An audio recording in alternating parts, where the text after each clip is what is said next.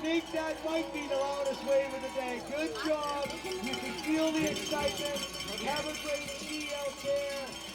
I'm Jen Paulson, and I am married to Eric Paulson. We've been married 22 years. When we met, he was already into Nordic skiing, and he had already done, I think, his first Birkie. And then I kind of came into the scene later on and learned the whole world of the Birkie, which was a total new experience seeing everybody ski that race. I had no idea that many people were into Nordic skiing and the different styles of skiing of, the classic and the skate skiing. And it was all pretty foreign to me. But once you get up to that race, you realize what a humongous race that is with people coming in from all over the world. So it's a pretty special event. And, I spectated that event for many, many years watching Eric race. And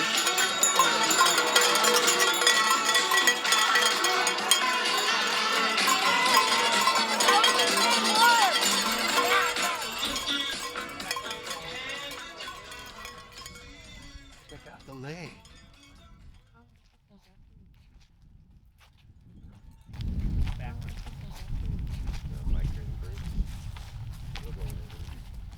Okay.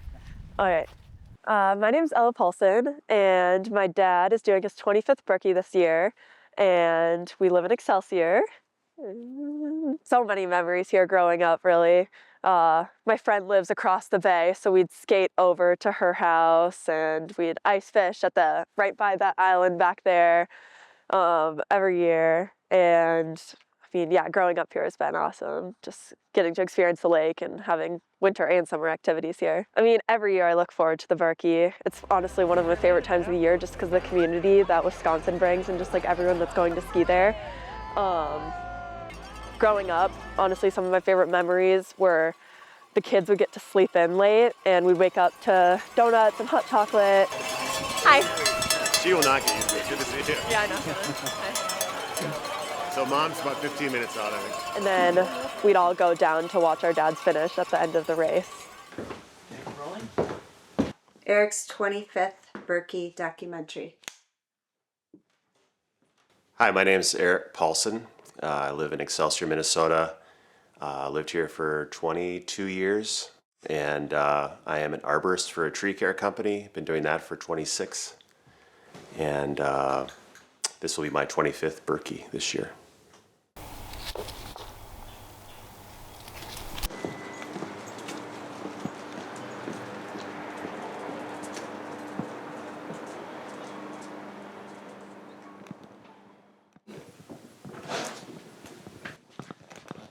So I've kind of, as you can tell, I've kept a lot of my mementos from all my races, bike, ski, run.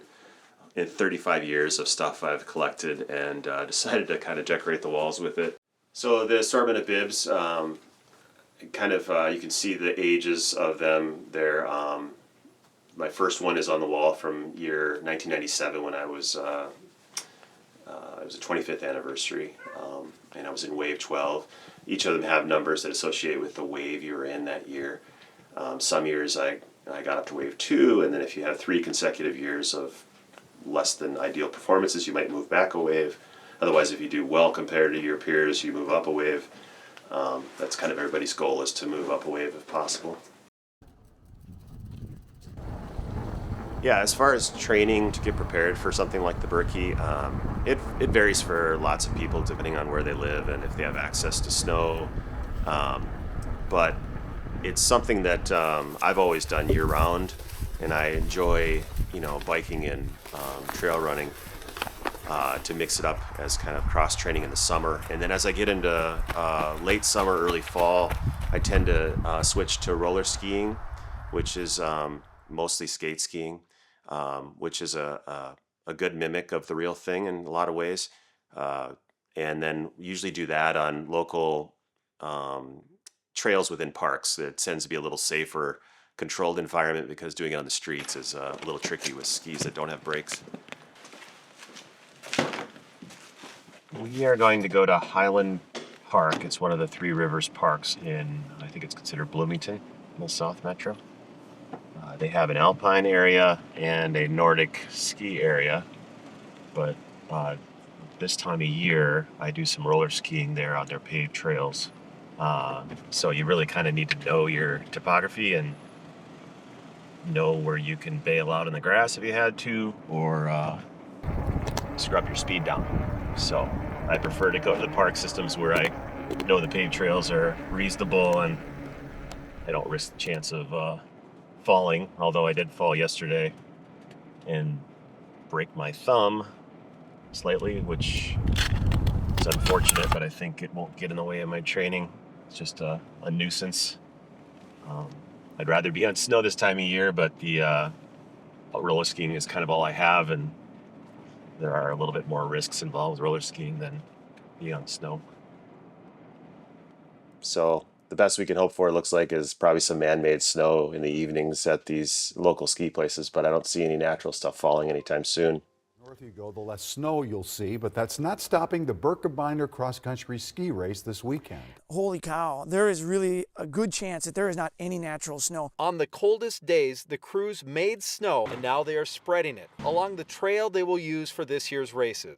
The races will be spread out over 5 days, so skiers of different levels aren't running into each other.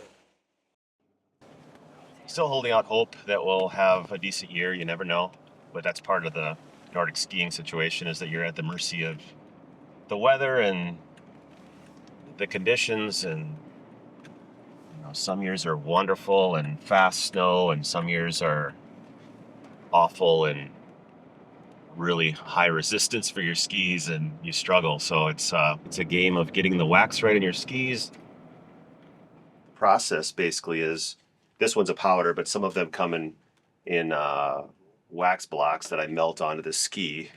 Because this is such a hard wax, it's easier when it's already ground up into a powder. And I basically sprinkle it on. I have to take my iron to melt it into the base. The bases of these skis are porous, and the idea is to make it a liquid. It absorbs into the base of the ski, and then we're going to wax and scrape everything off the surface so it's only in the pores of the ski. Have a liquid trail behind. And then the next thing we do after that is I have to use a sharp scraper to take off the excess. The first process is to scrape.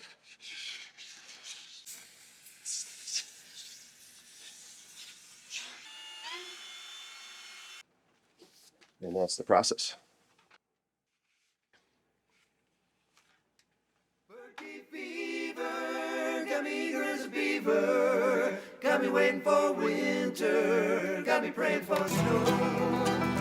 Birkie fever, I'm a true believer, just get me to the start line, I'll be ready to go. Get me to the start line, I'll be ready to go. I brought along my first bib from 1997. Jen says I can't wear it into the expo, so I won't do that. Is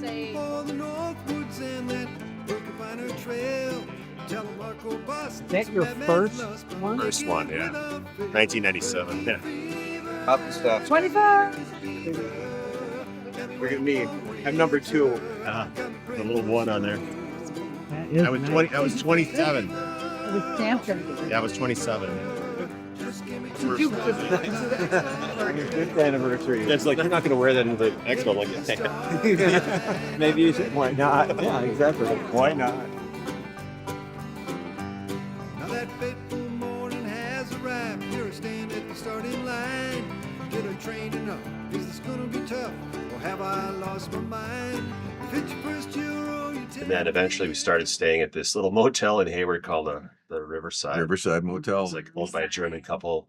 This is awesome. We'd walk across the street, get on the bus to take us up to the start, and then we did 4 years of that until Constance luckily bought this beautiful little cabin on Nelson Lake. The cabin is just a gathering place. You come up here and you're kind of away from life a little bit, and you have a cozy place to stay and hang out and So many memories. have a cocktail and so many good laughs, and it's just awesome. Yeah.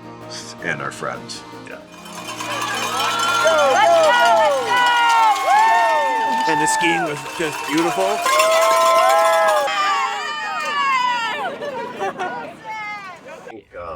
The Birkie draws people back 20, 25, 30 years or more. And we have Ernie St. Germain just did his 50th. He's done every one this year.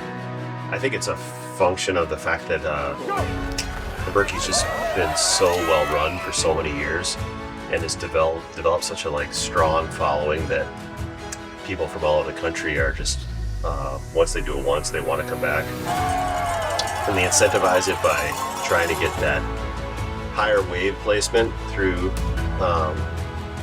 their time they do the race in, and then eventually get into a Birchlinger bib, which is a 20-year accomplishment.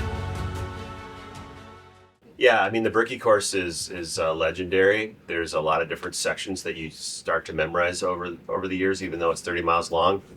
There's high points and there's tricky downhills that you remember are coming up, you know when they're coming up.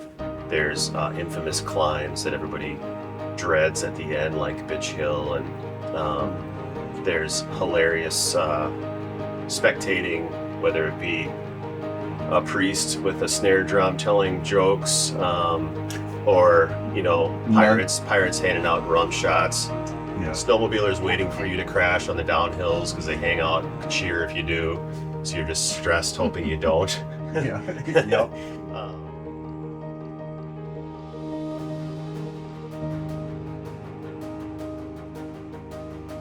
Happy 25th. Oh my God, that's awesome. The cheering section.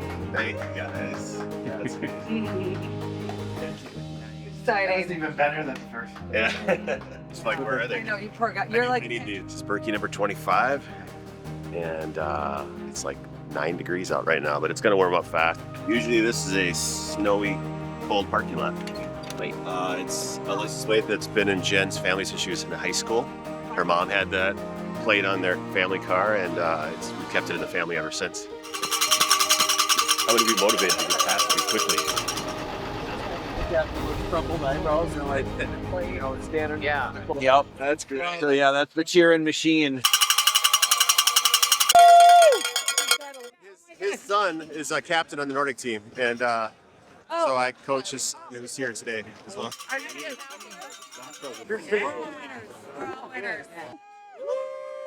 We won! Did you do your race? Yeah, I raced yesterday. I was classic, and I was one of the first people out. Do you have the Tonka uniform on, Coach? I do. Yes! Current time 9:37. You've got about 2.5 minutes. 2.5 minutes to start here. Yeah, I'm wave 3, so I have to take off my cover jacket and put it in the bag and drop it off. Thank you. So we're in the corral for our wave start. They'll let us out here soon. We'll get out onto the course and find our spot, self kind of placement. Oh yeah, I can't wait. It's been hard to wait this long all day. Usually it's an 8 a.m. or 9 a.m. start in the morning. Now it's 1 o'clock today, so a little antsy. Okay, I think that might be the loudest wave of the day. Good job. You can feel the excitement. Have a great ski out there. Give your fellow competitors a fist bump. Encourage them to have a great race out there. Give them a fist bump. Encourage your fellow skiers. What an incredible day. What an incredible 5, 4, 3, 2, 1. We have liftoff. Way to downtown Hayward, 55 kilometers. It's going to be a great ski on the A lot of times these endurance races are kind of a race against yourself. You're trying to, beat the time from previous year, get a PR, a personal record, and progress each year and figure out the complex sport that endurance is. I mean, you have a lot to manage. You have to figure out how to fuel and how do you train, and there's a lot to it every year. So it's awesome. I love it.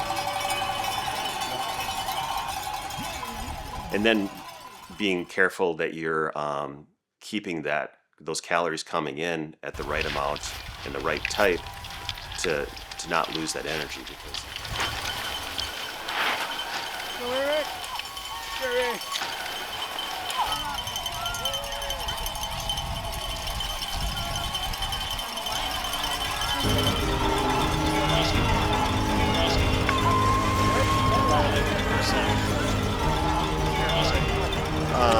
But yeah, the conditions amazing. The snow is fast, and it was a blast.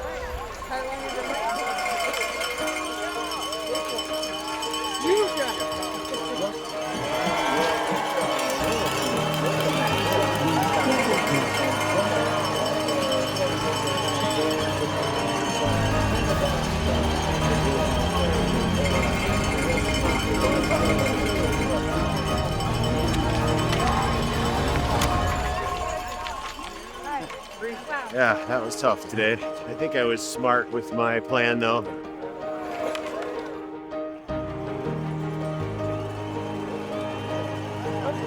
But yeah, that lake is really long. There was a bit of a wind, so I was just trying to stay steady and glide as long as possible and get out of the lake. But yeah, I think all in all, I think I had a good day for my fitness and woohoo!